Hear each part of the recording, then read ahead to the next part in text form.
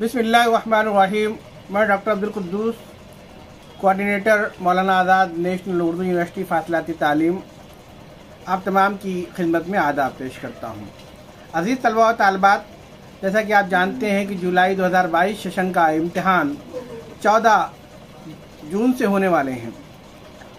कल की वीडियो में मैंने बताया था कि अनकरीब आपके हाल टिकट अपलोड कर दिए जाएंगे। आज की इस वीडियो में बताया जा रहा है कि यूनिवर्सिटी की वेबसाइट पर हाल टिकट अपलोड कर दिए गए हैं। आप तमाम से इल्तिजा है, दरख्वास्त है कि आप उस लिंक पर जा कर के, उस साइट पर जा कर के आप हाल टिकट को डाउनलोड कर सकते हैं।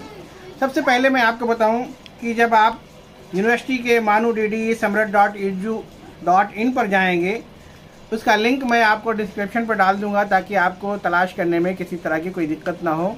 उस लिंक पर जाकर आपको स्टूडेंट रजिस्ट्रेशन फॉर्म पर जाना है, गो टू लॉगिन पेज पर जाना है, साइन इन करना है। साइन इन में जाकर के इंटर एनरोलमेंट नंबर, पासवर्ड और लॉगिन पर जाकर के गो टू एग्जामिनेशन सेक्शन पर जाना है, हाल एडमिट कार्ड पर जाना है, click on registration history, then click on print option.